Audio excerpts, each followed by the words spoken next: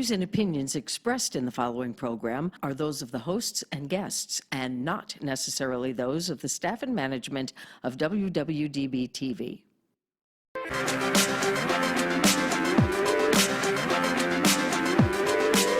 Whether she's walking the red carpet or doing interviews, you'll find her with celebrities and all the latest news.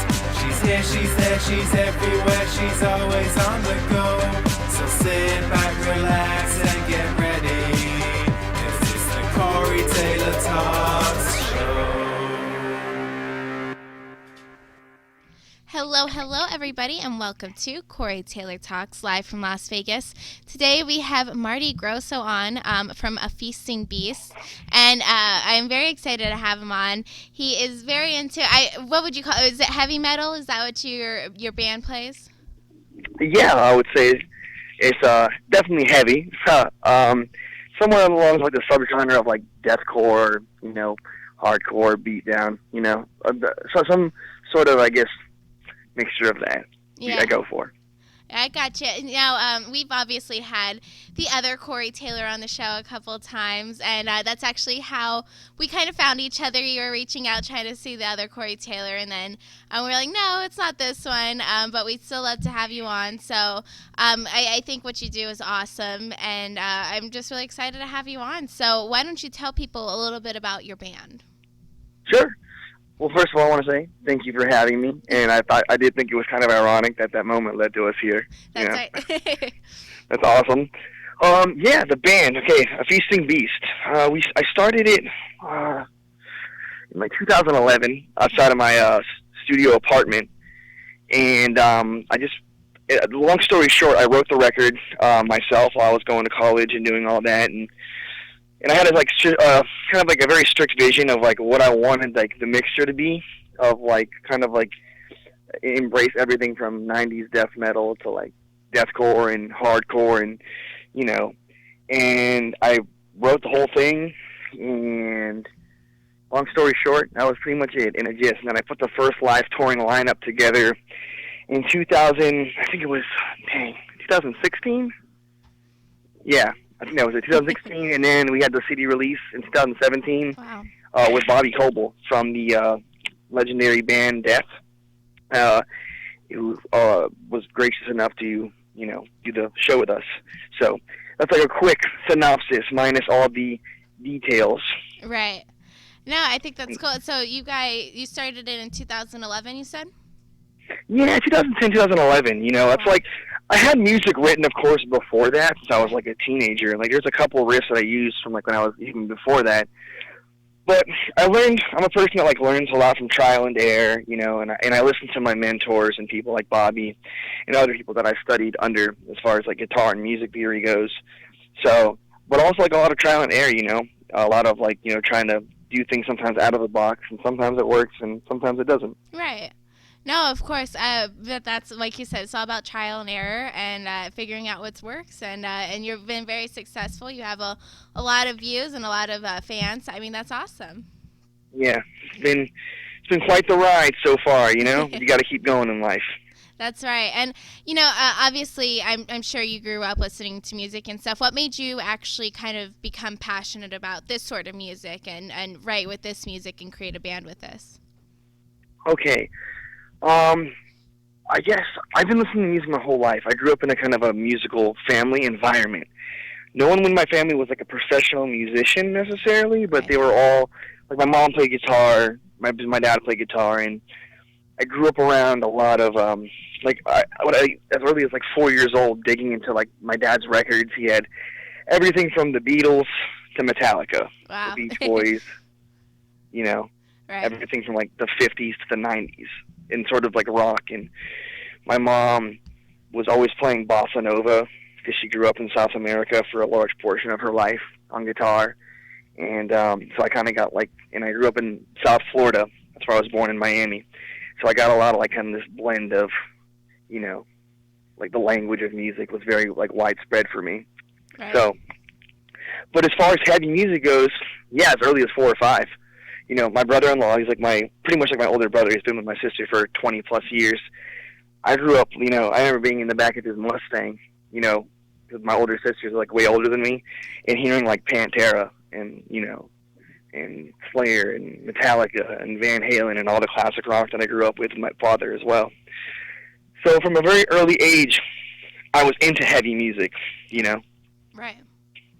And so obviously you said you kind of grew up on everything. Is there any artists or type of music or anything that people would be kind of surprised that you listen to?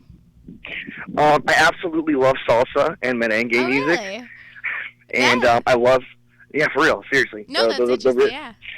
The rhythms are very, like, the rhythmic. People always, like, they're always a little shocked when I, like, know all the words, too, like the songs that I love. Right. And, yeah, it's very rhythmic, you know, and it's very inspiring. And I also love, probably my favorite genre of music, like, that I like to listen to. Not that necessarily I know the most about, but that I enjoy listening to by myself, is classical music. I really love listening to the Baroque era, like Vivaldi and Karl Heinrich Grahn and Bach, to like the middle classical era, Wow. like Mozart and Beethoven and a lot of those famous people who came out of that era. But I find those two genres very inspiring, and I pull a lot of concepts from them too often. And some of my family and friends sometimes thinks it's amusing when they're like, I'm like, this is where I got this from, and they're like, that's so heavy, you just like turned it into that. And I'm like, yeah, you know. No, I think that's cool, and you know, music is really universal, and it kind of all is related at the same time, even though it's all completely different. And I don't know, it's really awesome. But I think that's really cool that you're into all that as well. Mm-hmm. Definitely. And you pull from other inspirations. So I mean, that's cool. Yeah, I think it's important to keep a fresh palate in life. Right. You know, some days I get up and I listen to classical music all morning, you know, while I'm like kind of relaxing or like really listening, you know, and some days I get up and, you know, it's Slipknot, you know, Right. hey, Corey Taylor, Slipknot and, you know, Acacia Strain and Pantera and Metallica, etc. Then there's some days where, you know, I listen to, you know, I love a lot of old country music, Okay. a lot of bluegrass and jazz as well, you know. Right. I think I studied a good amount of jazz too with Bobby, so from Dad, who's one of the head jazz professors here in Florida. So it's been an honor to study under him. Yeah, that's cool. And as far as your band goes, you said you've been around since 2011. Have you had the same members since then, or have you kind of some of them gone and go? And how many members do you currently have? Currently, excuse me, sorry. No, you're fine. No, we haven't. You know, sometimes you know, things part ways, and that's a part of life. You know. Of course. But you know, I try to keep everything positive and keep everything good Right. between everything and everybody as best of my ability. Also, it's a very stressful lifestyle. You know, not yeah. everyone's like built for it, and I don't mean that like on an ego level or like on a like on an ego level. Just like, you know, some people join music or they get into it and they kind of realize like, wait a minute, like this is like really hard, and it Yep. is. It's, you know, for real. Like Oh, it is. Yeah. you know, like it's I tell people that like it's a lot of work. You know, if I could go back to my younger self and give me like 12-year-old me advice, or 13, because that's when I really first started playing guitar and becoming obsessed, Corey. Yeah. It's like I started, you know, diving into like Metallica and all these bands, all the guitar bands, you know, and all the heavy bands like Slipknot too. And if I could give my younger self advice, it'd be like, look, the DVD that bands put out, you know, or like videos and documentaries, those are just like the hour to 2 hours of edited footage of the best parts of that lifestyle. Oh yeah. You know, Oh yeah. growing up. Go ahead. No. Keep going. You're good. No, I just, for me personally, is like, I guess being that I was like young, you know, and naive, you kind of get like an idealistic point of view. Not everybody, but I know I did. So I'm talking from my personal experience. Is like, I wish someone had told me ahead of time, like a lot of the ropes, and also said a lot of things like, look, those are the glorious moments, and that's why you work so hard for those moments. But nonetheless, you know, that's the edited footage of someone's best parts. You know, the 10 years of practicing, the sacrifice of going on the first couple of tours, you know, the sacrifice of still touring, being away from home and all that, it's a lot of work and can be very stressful at times. And I think that's what I would tell my younger self is like, don't like it. It's not all glory. There's a lot of guts. Oh yeah. No, I was gonna ask too, because like you said, it's a lot of behind the scenes that people don't understand, and I know a lot of artists do have a normal day job. Are you just a musician, or do you have a day job? Sure. I have a couple jobs actually. I work production gigs, for conventions and whatnot. I also teach guitar privately. I have students, that I teach as well, and that's like pretty much how I make my day home living. Of course, the goal is to hopefully maybe just do a feasting beast. That would be nice. Oh yeah. But I'm grateful, honestly, for what I've accomplished so far. Of course. A lot of people don't even get to do the level of what we've done, and it's only growing. We're about to hit probably a new era. Not probably, it's actually in the middle of happening. Like the new era, that we've already been working really hard towards with the band, and new things are going to be coming out that I really can't say too much on during this interview. But yeah. No, I think that's cool, and it's a lot of work, and like I said, I know many artists have normal day jobs and are doing 10,000 things, but I mean, it's cool that at least your day jobs are still kind of in that field. So I mean, that's good that worked out as well. Oh, definitely. It's awesome to also see that too, because a lot of the production gigs that I work, you get to see, it's not actually like generally for music. It's generally for like if Microsoft comes through, I'll help, stagehands and build that and build everything. And it's all kind of related, as far as like, production goes and audio and visual and everything. So. And what's kind of your ultimate goal as far as your personal career and as far as the band goes? What's kind of your ultimate goal with it? My ultimate goal would be for everybody to be happy and everybody to be stable, and for a feasting beast to be the thing we all can pay our bills with. Yeah. I don't need $100 million. I mean, that'd be nice. It'd be nice, yeah. But it would just be nice to get out there, and expand the fan base, of course, as much as possible. But that'd really be it. If I could just have a happy, stable lineup where everyone's on the same page and everyone gets kind of like the vision, I generally create most of the vision for the band, considering that I started it. So it's kind of like on my responsibility a lot of the times, and that's fine, Right. But yeah, I would just want everyone to be happy and stable, and really love what they do and keep the passion alive, and be able to pay our bills and live comfortably off of our love for music. That's really, I would love that to happen. Yeah, well, I think that's a great ultimate goal, and I really foresee it happening because you guys have already gone so far, and it just seems like you guys are growing and growing, and unfortunately, like you said, you can't say what you're working on right now, although I'd love to know, but it sounds like you guys have a lot of bigger and better things coming up, so that sounds very possible and foreseeable, so. Well, I appreciate that. I can say a couple of things. I can say there's definitely new material that I've been working on for a long time. It takes me a very long time to put this stuff together. I'm like very pedantic about the structure of the songs, and I'm very over analytical and very self-critical. I think that's the biggest thing. I think if anybody, if you ask me, what's the biggest thing about Marty, or that we can take from, it's like I'm more self-critical on myself than I'll ever be on anyone else. Even if I come off critical of someone else, like a constructive criticism in a positive manner, I'm like 1 billion times worse on myself. So that's why it takes me so long to sometimes get stuff, I guess, not necessarily done, but satisfied. Right. I think one of my biggest fears is either A, not outdoing myself, or putting out something that I think that is worthy of listening to, and something that's going to be enjoyable also, because it's not always easy reinventing yourself, Of course. No, I think that's very true, and I think a lot of people are super self-critical, But I think there's good and bad to that, of course. But it sounds like you're doing amazing. So I hope you're not too hard on yourself with things. But it's Oh. always good to have some criticism on yourself. And that's the only way you're going to keep growing. So.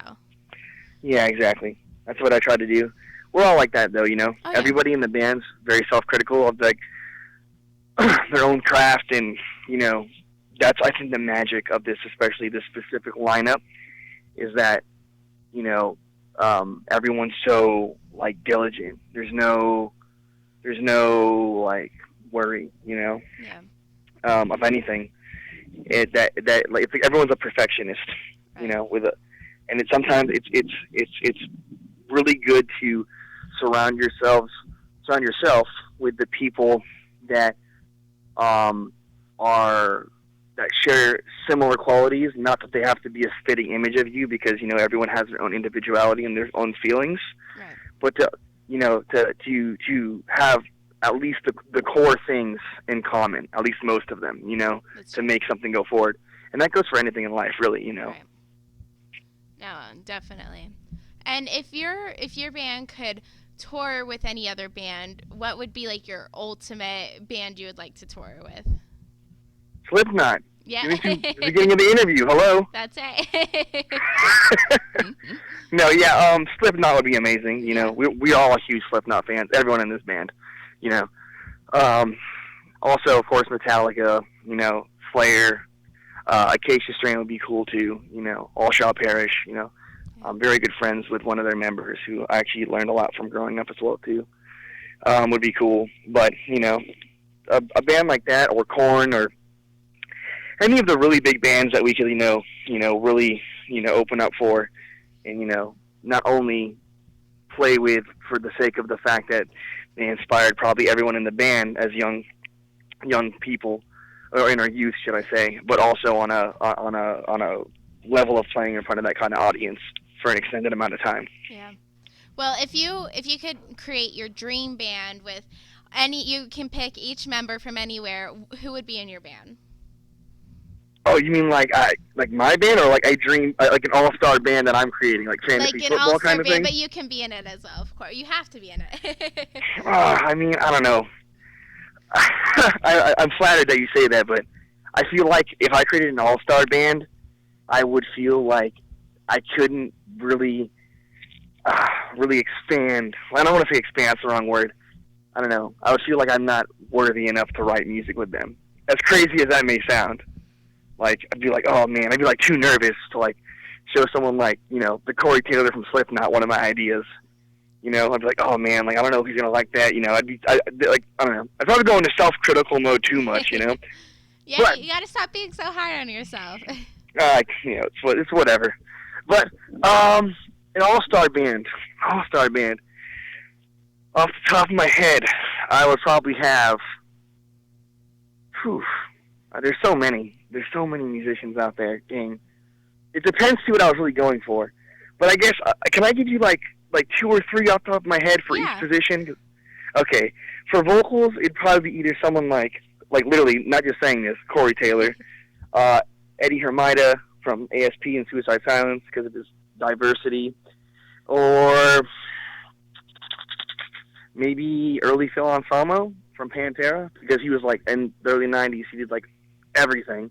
So I try to look for that diversity, like Corey Taylor, he can sing, he can scream, he's a great lyricist and a great performer, as the other two.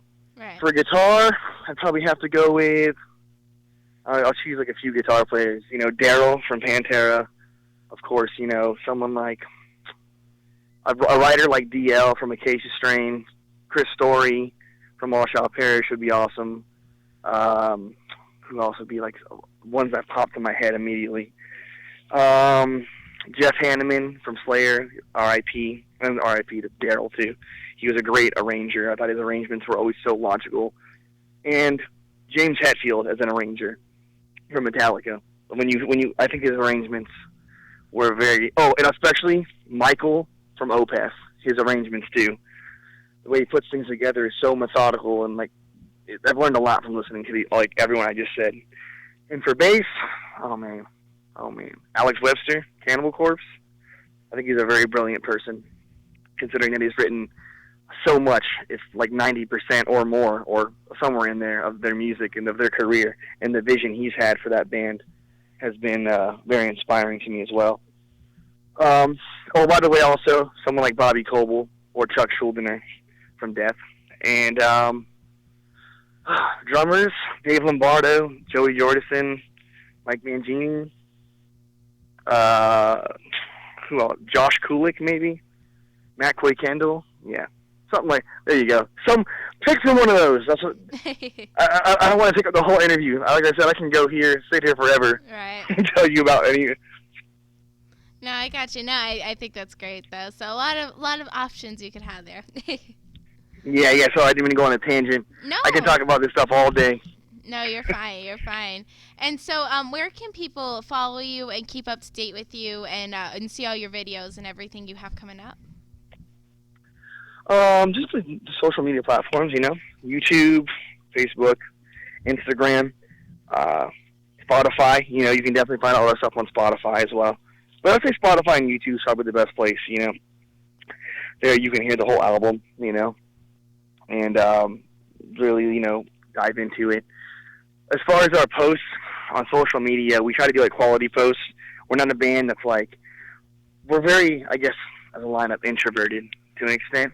And we try not to like be too obnoxious, so we try to like put out like quality posts every now and then, quality picture. Something more like something meaningful, if that makes sense. Yeah, I got you. No, I think that's great. So everyone can just keep up to date with you there and see what you're up to.